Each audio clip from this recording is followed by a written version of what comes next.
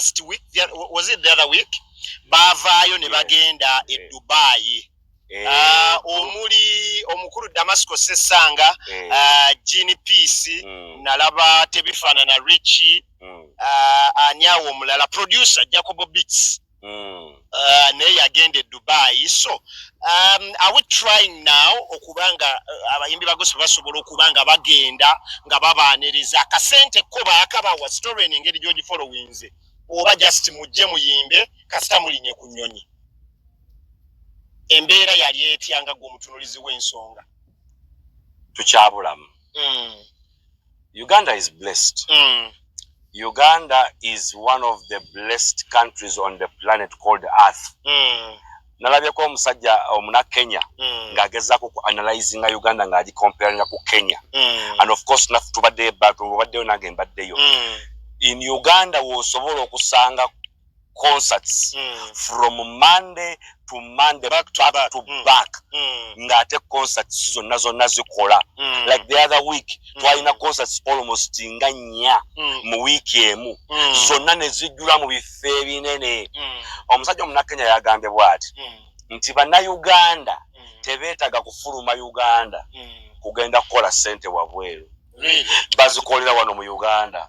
Nagamba bannayuganda mwe mulimu ba celebrities abagagga abatafulumangako Uganda genda kukola bugagga.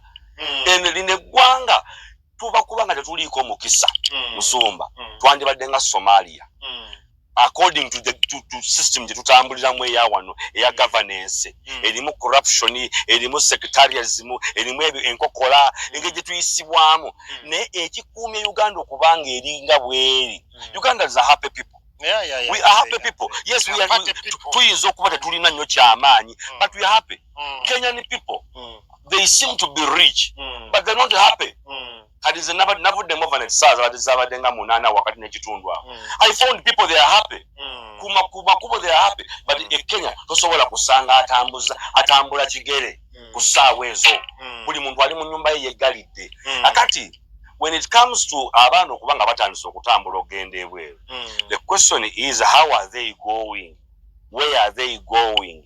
What are they going by plane going into Dubai? Nga bategekedde ekifulu massive nga kirimu abantu oba emitwalo ekifulu kyalimu abantu nga 14 wangi nga 14 ekifulu Damasco kyayimbe ku kyabadde mwana 14 nakalabi kalumu kabadde nga buno bulumu bwaffe obw'emitwalo 10 mu Uganda. Dubai mwatukoze babadde 14 babadde awo batyo tebaasuka kale Damasco omuyimbi w'eggwanga we yayimbidde Genie Peace babaddemu abantu 14 bokka. Damasco si muyimbi wa ggwanga. Damasco akomawa.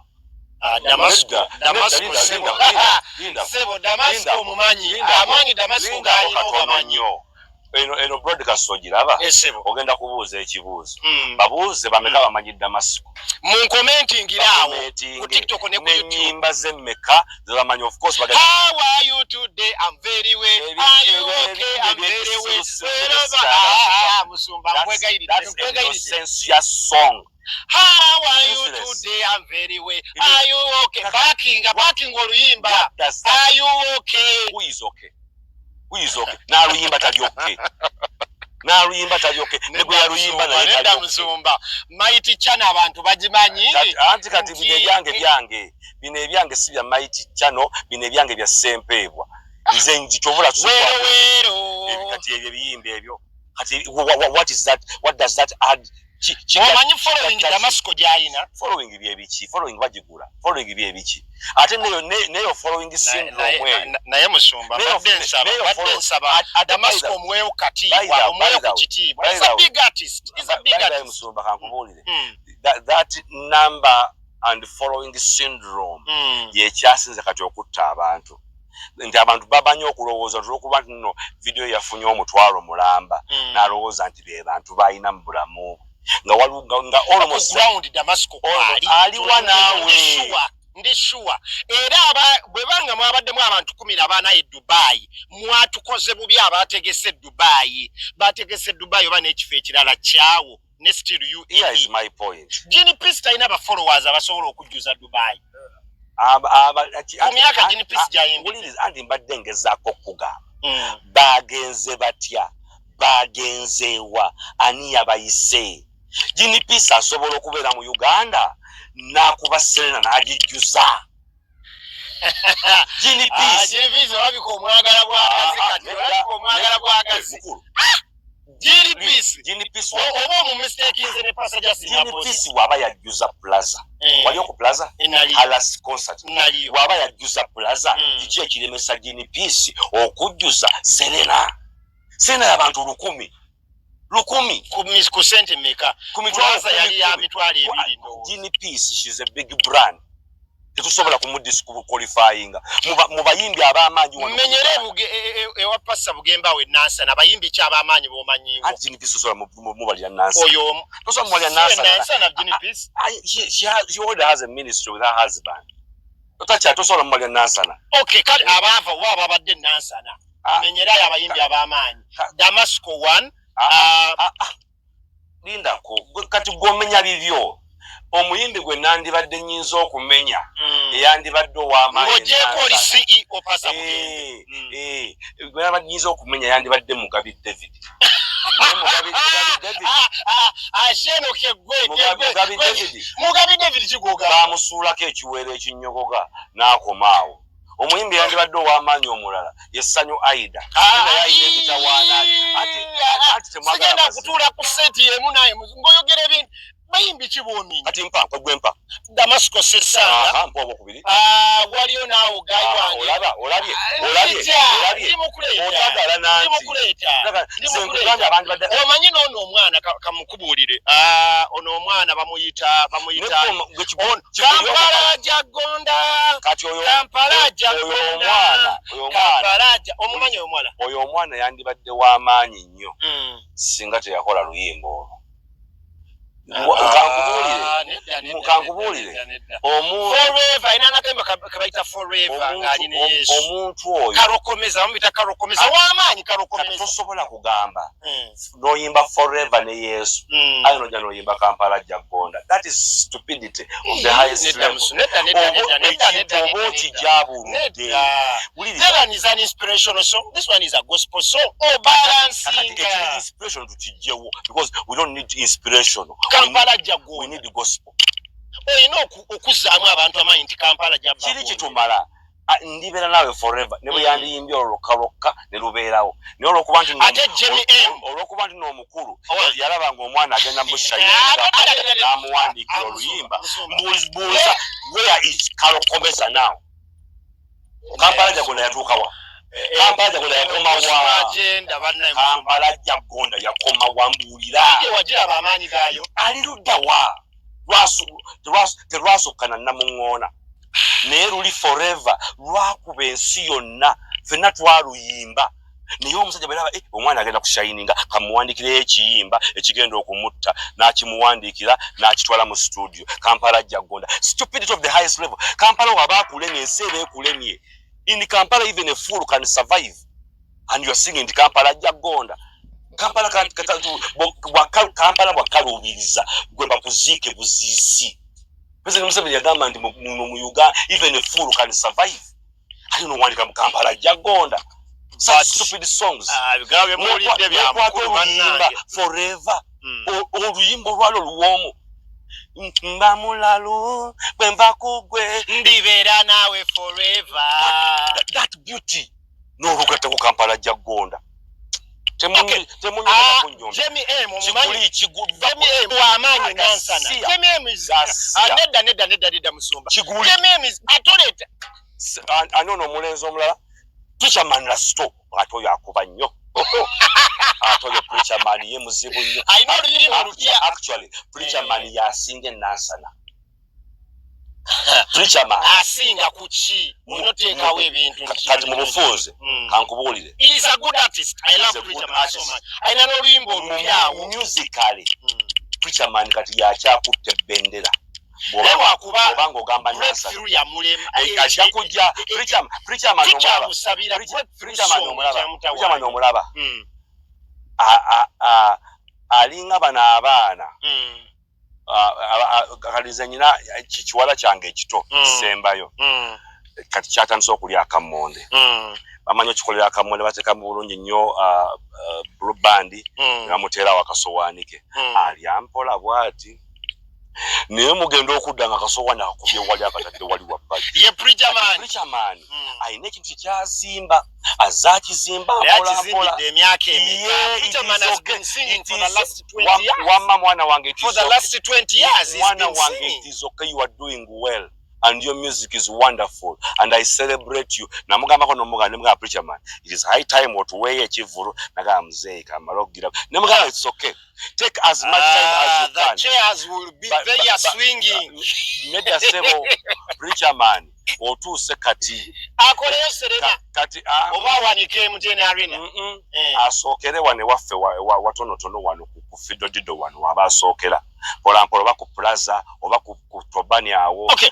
One Maga Ivan yalaga wa I remember Maga nayo bayabulira wa bakiki ekyamukuba nenga naye munnange yaje oba yawasa waliwo n'omulenzi ono omunene ono yaani oyo ow'enansa n'oyo ogyeko mugabi munene ennyanja ya S yaani oyo nderabidde oyo simumanyi sekama yaani nenze gwemanyi omuyimbi omunene ali enansa ng'ogyeko Pasa Wilson Bugembe Damasco Sesanga Kalimu era twakubaka tubakulisaayo Dubai mugulikeyo Damasco Sesanga Gene Peace bangaye sokombe kusimu yange waneero kubanga bongamba nti Dubai yabaddemu abantu 14. I don't think that's the truth, but because I saw people posting ekyo talina kukola ki I want to put Damasco waneeno issue gye tulina okwesibako eri bweti twogeremuko atubuulire baani abo abatutte bagenze batya who facilitated them bakoze ssente. Okay, Basika agenda kukwata tulabe gundi togiraba eriwa. Okay, speaker hiyo ngamba speaker uye no speaker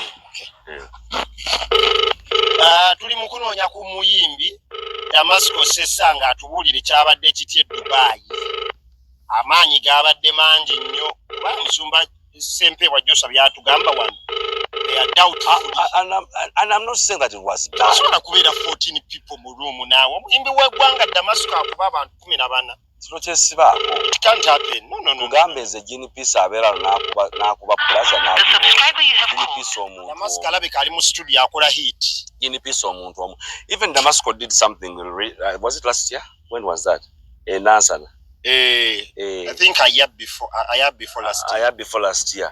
Nafunayo ku bantu. Kitegeeza bali aba abategeke Dubai tebategeka kigwanidde. It's not about them. It's not about Gene Peace. It's not about Damasco. It's not about anybody who went. It's about them who prepared. And of course, nabo sola basalira misango kubanga nabo baagaliza. Osekere kintu ekyo. But we must get to a level whereby we need to brand ourselves so that wherever we go, we attain that value. We need to brand ourselves. Nabola bantu sisi wena yatambula najja wano nasanga ekibiina nga kijjudde. I don't know how they did it. Nekati gwe bogende ewantu kati nze bwe nkugamba amatu 14 nyinza okuba technically sigamba 14 naye I'm trying to compare to what they can do here. Okay, eggulo which was Friday wabadde alive in the park. Yes. Main headline yabadde Pompi ne mukyala we Esther Chungu.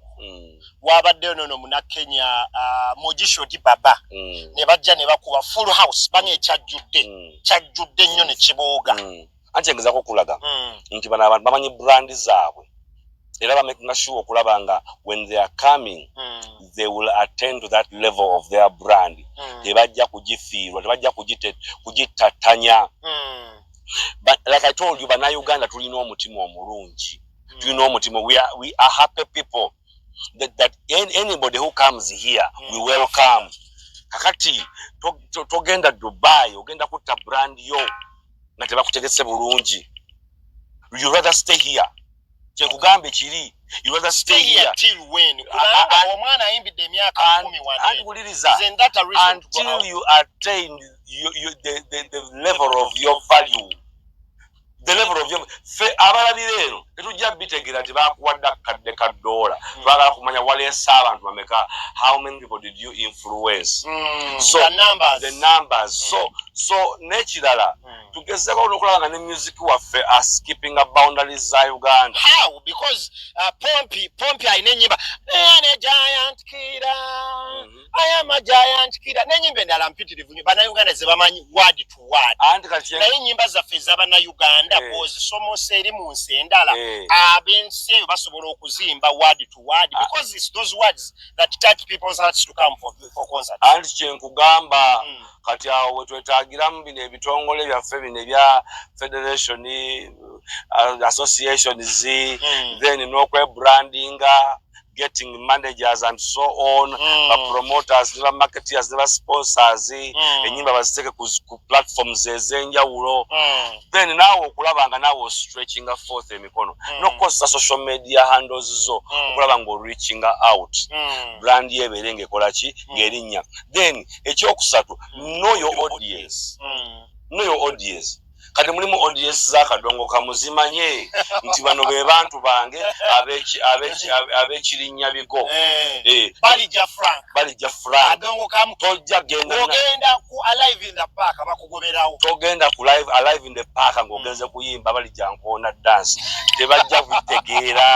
tebajja bitegeera naye ng'ate olina jjo ogenda okukona dance ekasana luweero ekisaawo kiteke ku ttaka. So know your audience, work with your audience. Okay.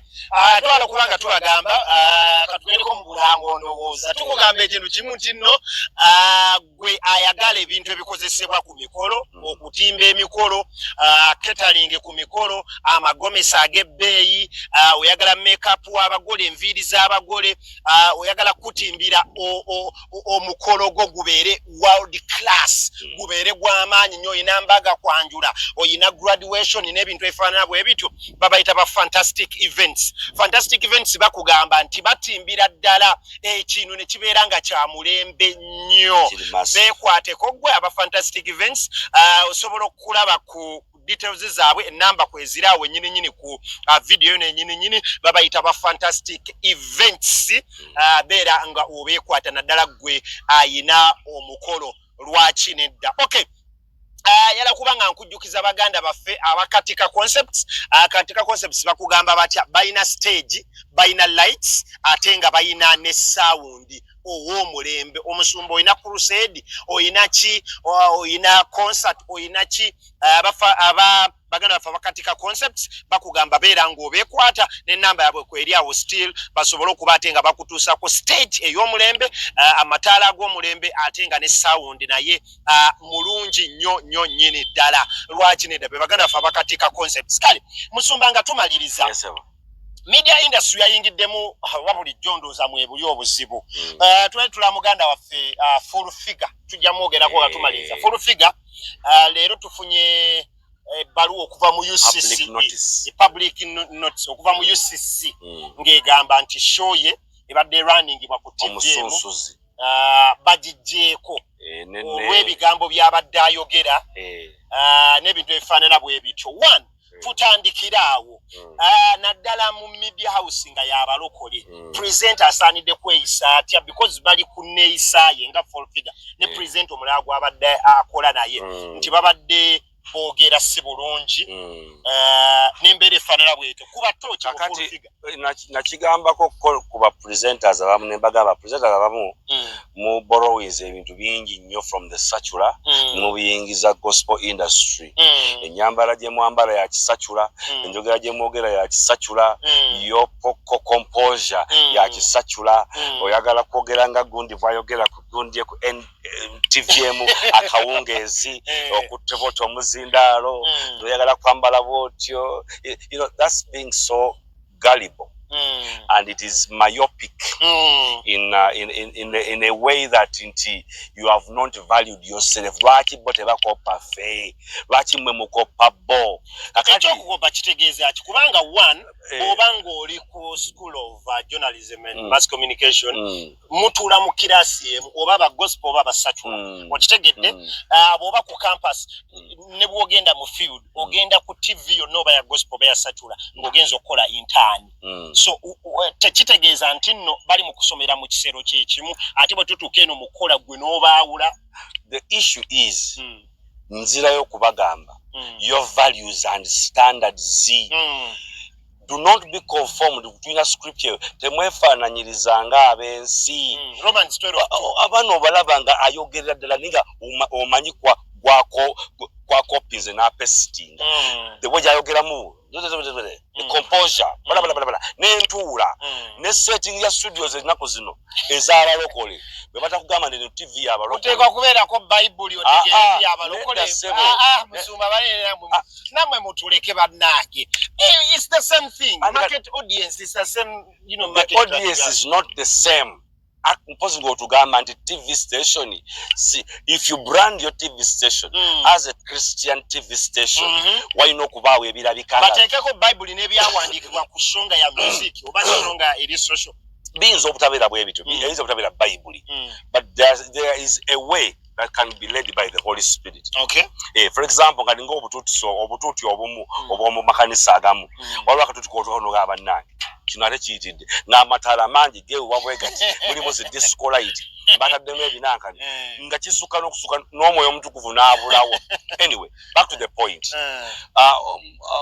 Omukyalo muganda waffe our big sister full figure ndoyo si muganda wa ya muganda waffe ndoyo si muganda wa si mulokole yalokoka sister full figure how are you yalokoka yalokokera wa yajjula n'okujjula wa omuwemuzawe mula gwe genda osome notice kiche kyayimirizisiza programu abusive language kikyayimisiza good ate nga tukimanyi bulungi nnyo even her out of air ngali kukundize platforms ze toyinza nakukkiriza mwana wo kula nzine bembanga ndi ku TikTok bwenti ndaba nendaba kifaananyi kye nyangwama kubanga aba agenda kukuba weekigambo avuma buli muntu awemula buli muntu kyokka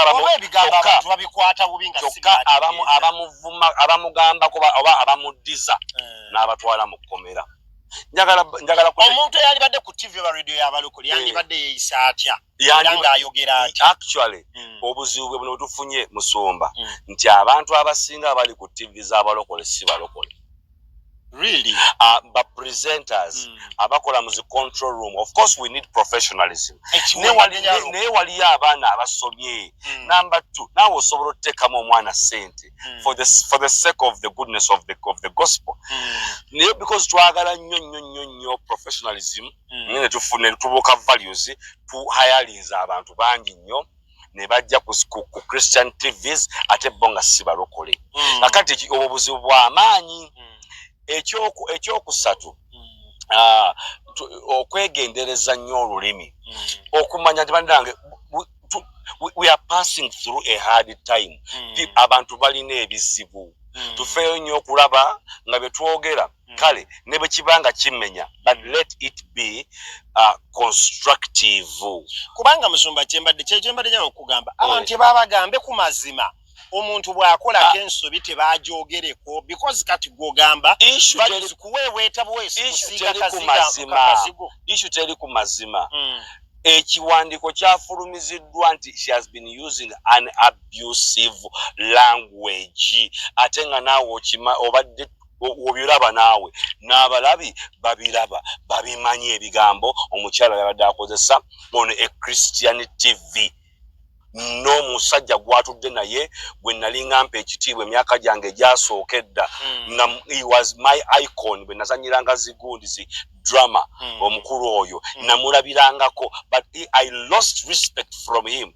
How can a man like you with a master's with a degree sit with such a lady n'abanga akuddamu bwatu ng'amanyina okugamba shut up n'akigamba gwe omusajja juzi shut up n'akusongamu bwati omulimu guba guganye kale katusabire muganda waffe full figure tetugenda musabira tumugamba bugambi yeddeko no some things do not need prayer.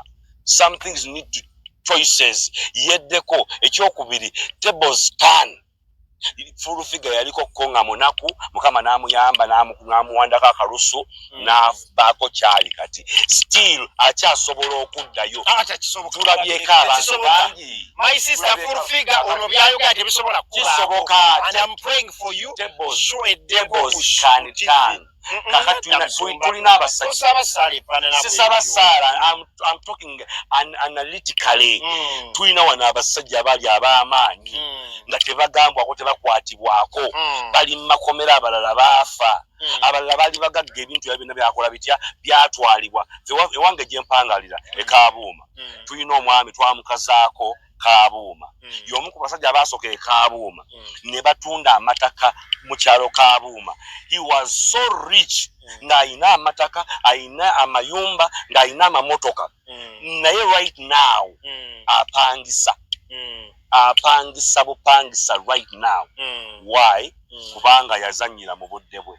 So namaliriza bwe nti abooluganda, let's understand and let's know that tables turn to making sure until we respect others even though tetukkiriziganya. Okay, kale tetukaya kubanga tusukano tubajjukiza nti nno ng'ennaku z'omwezi 2 September worship era Saturday no gye tugendako tukaya kubeera wa tugenda kusooka kubeera wano eno show eggwe then tugende ku Holiday Express Hotel Nakasero Kampala saa mukagaze nnyo. Bana Uganda mujje tusinze mukama Holiday Express Hotel e Nakasero Kampala gye tugenda okubeera mu worship event ya Pastor Joshua Sempe bugenda kukolebwa bulungi. Otherwise tetwa kubanga tusuka wano genda ku Facebook genda ku TikTok following